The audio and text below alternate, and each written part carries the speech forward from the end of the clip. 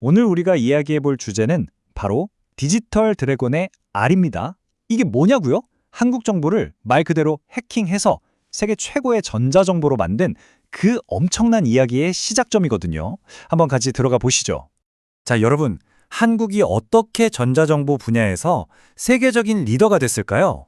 아마 대부분은 초고속 인터넷이랑 스마트폰 때문이지라고 생각하실 거예요. 그런데요, 진짜 시작은 우리가 생각하는 것과는 전혀 다른 곳에 있습니다. 네, 맞아요. 이 놀라운 이야기는 인터넷이나 스마트폰에서 시작된 게 아니에요. 오히려 시간은 저 멀리 1968년으로 거슬러 올라갑니다. 상상해보세요. 방 안 가득 주파날 튕기는 소리만 들리던 그 시절. 바로 거기서 정말 말도 안 되는 아이디어 하나가 모든 것의 시작이었습니다. 1968년 KIST에 있던 젊은 연구원 안문석 교수가 정말 어떻게 보면 미친 아이디어를 하나 내놓습니다. 주판 부대를 없애자는 거였어요. 뭘로요? 바로 저 거대한 메인프레임 컴퓨터로 국가 예산 전체를 자동화하자는 거였죠. 근데 여기서 안 교수의 생각이 진짜 기가 막힙니다. 보통은 기술자가 행정을 배워야지라고 생각하잖아요. 근데 그는 정반대였어요. 아니다, 예산을 제일 절하는 공무원들한테 직접 코딩을 가르쳐야 한다라고 한 거죠. 정말 대단한 역발상 아닌가요? 그럴 수밖에 없었던 게 당시에는 수십 명의 직원들이 주판 하나 들고 밤새도록 예산 계산하는 게 그냥 일상이었거든요. 당시 상황이 얼마나 비효율적이었는지 상상이 가세요? 자, 보세요. 먼저 광화문에 있는 경제기획원 공무원들이 이 펀치카드에다 예산 데이터를 일일이 찍습니다. 그럼 그걸 직원이 차에 싣고 서울 시내를 가로질러서 홍릉에 있는 KST까지 직접 운전해서 가요.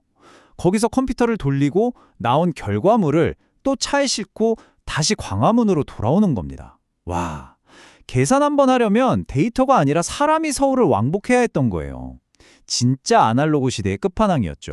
이런 상황이니까 당연히 공무원들은 아니 그냥 우리 사무실에서 바로 입력하면 안 돼? 라고 생각했겠죠.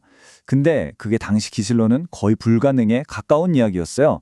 왜냐? 전화선이 너무 불안정해서 데이터를 원격으로 보낸다는 건 상상도 못할 일이었거든요.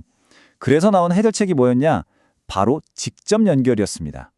광화문 사무실에 터미널을 놓고 KIST 메인프레임까지 전용선을 쫙 까는 거죠. 이게 바로 대한민국 최초의 데이터 통신망이 탄생하는 순간이었습니다. 당연히 주변 반응은 어땠을까요? 야, 그게 되면 내 손에 장을 지진다. 다들 이랬어요. 그 정도로 모두가 불가능하다고, 이건 정말 무모한 도전이라고 생각했던 겁니다. 그런데 그 어려운 걸 해냅니다. 성공한 거예요. 심지어 이 터미널 개통식에는 박정희 대통령까지 직접 참석하면서 대한민국의 본격적인 터미널 시대에 막이 올랐습니다. 근데 여러분, 이 프로젝트의 진짜 대단한 점은 단순히 선을 연결했다는 게 아니에요. 기술로 행정의 판을 바꾼 진짜 혁신이었던 거죠. 비도 코드라는 걸 도입했는데요. 이게 뭐냐면 예산을 어디에 썼냐가 아니라 무슨 목적으로 얼마나 중요하게 썼냐는 기준으로 관리하기 시작했다는 뜻입니다. 패러다임이 바뀐 거예요. 그럼 효과는 어땠을까요? 즉각적이었죠. 밤새도록 주판 하나를 튕겨야 했던 주판 부대 직원들 30명에서 40명 정도가 하던 일이 이 시스템 하나로 대체된 겁니다. 정말 엄청난 변화였어요.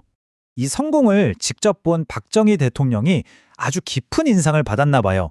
1970년에 모든 부처 장관들을 향해서 특별 지시를 내립니다.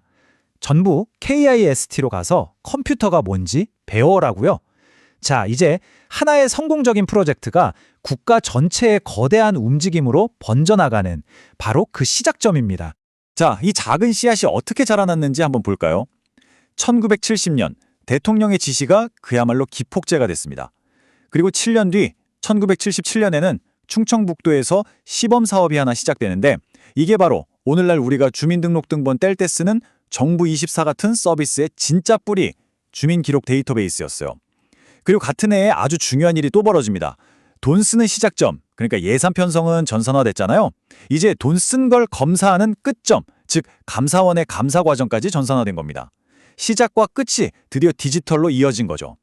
여기서 정말 중요한 포인트가 있어요. 감사원도 경제기획원이랑 똑같은 방식을 썼다는 거예요. 외부 업체에 맡긴 게 아니라 원래 일하던 감사원 직원들을 직접 가르쳐서 시스템을 만들게 한 거죠. 이 내부자 혁신이야말로 성공의 핵심 비결이었습니다. 그 결과는요. 감사원에서 일일이 손으로 결산 서류를 뒤지던 직원 약 50명이 이제는 키보드를 두드리는 키펀처로 바뀌었습니다. 효율성이 계속해서 올라가고 있었던 거죠. 자, 이렇게 보면 재정 과정의 시작, 예산과 끝, 감사는 이제 디지털화가 됐어요. 근데 정작 제일 중요한 중간 단계, 그러니까 재무부가 돈을 실제로 집행하는 과정은 여전히 수작업으로 남아 있었습니다. 수십 년 동안 이 중요한 연결고리가 빠진 채 말 그대로 미완의 교양곡으로 남아 있었던 거예요. 이 교양곡의 마지막 악장을 완성한 건 김대중 정부였습니다. 드디어 이 모든 재정 과정을 하나로 쫙 꿰는 국가재정정보 시스템, 바로 지금의 디브레인의 시초가 되는 프로젝트가 시작되면서 마침내 모든 퍼즐 조각이 맞춰지기 시작한 겁니다. 그런데요, 문제가 완전히 해결된 건 아닙니다. 과거의 그 문제가 지금도 이름만 살짝 바꾼 채로 우리 곁에 남아있거든요. 보세요. 1970년대에는 부처 사이의 물리적인 벽이 문제였다면 지금은 시스템과 시스템 사이에 보이지 않는 디지털 벽이 문제입니다. 중앙정부 시스템이랑 수많은 공공기관 시스템 데이터가 서로 자동으로 연결이 안 되는 거예요. 그래서 어떻게 하냐고요? 공무원들이 아직도 엑셀로 데이터를 복사해서 붙여넣는 그런 수작업을 하고 있습니다. 결국 그 시간과 노력은 고스란히 국민들을 위해 쓰여야 할 행정력의 낭비인 셈이죠. 그렇다면 이 혁명을 완성할 마지막 악장은 뭘까요? 바로 단순한 데이터 처리를 넘어서는 겁니다. 인공지능, AI를 활용해서 완전히 새로운 차원의 지능형 정부로 나아가는 거죠. 미래의 정부는 그럼 어떻게 일하게 될까요? 핵심 개념 중 하나가 바로 이 정책 시뮬레이션입니다. 말이 좀 어렵죠? 쉽게 예를 들어볼게요. 만약 정부가 최저임금을 10% 올리려고 해요. 그럼 이걸 그냥 시행하는 게 아니라 그 전에 AI한테 물어보는 겁니다. 자, AI, 과거 데이터를 싹 다 분석해서 이 정책을 시행하면 자영업자 고용은 어떻게 될지, 물가는 얼마나 오를지 미리 예측해봐. 이렇게요. 그냥 감으로 결정하는 게 아니라 데이터에 기반해서 미래를 예측하고 최선의 결정을 내릴 수 있게 되는 겁니다. 근데 이런 AI의 능력을 100% 써먹으려면 정부가 일하는 방식 자체를 뜯어 고쳐야 합니다. 자동차 공장을 한번 떠올려 보세요. 한 사람이 자동차 한 달을 처음부터 끝까지 다 만들지 않잖아요. 여기선 문짝, 저기선 엔진, 또 다른 곳에선 바퀴를 동시에 만들어서 마지막에 착착 합치죠. 바로 이게 병렬 처리 모델입니다. 1단계 끝나야 2단계로 넘어가는 그 느려터진 관료주의의 일하는 방식을 완전히 뒤엎는 새로운 혁신인 셈이죠. 자, 이 표를 보시면 딱 감이 오실 겁니다. 왼쪽이 지금 방식이에요. 모든 게 순서대로죠. 1번 부서에서 도장을 찍어야 2번 부서로 일이 넘어갑니다. 결과는 뻔하죠. 느리고 답답하고 부서마다 데이터는 꽉 막혀서 서로 공유도 안 됩니다. 하지만 오른쪽, 미래의 AI 모델을 보세요. 문제를 잘게 쪼개서 여러 팀이 동시에 일을 처리하고 데이터는 물 흐르듯이 통합됩니다. 이건 단순히 빨라진다는 의미가 아니에요. 코로나 같은 예측 불가능한 위기가 닥쳤을 때 정부가 훨씬 더 빠르고 똑똑하게 대응할 수 있게 된다는 그런 뜻입니다. 돌이켜보면 첫 번째 혁명은 주판이라는 도구를 대체했습니다. 그렇다면 우리가 맞이할 다음 혁명은 어떨까요? 어쩌면 관료주의라는 일하는 방식 그 자체를 대체하게 될지도 모릅니다. 바로 이 질문이야말로 한국 전자정부의 과거와 현재를 잇고 또 미래를 향해 던지는 가장 중요한 질문이 아닐까 싶습니다.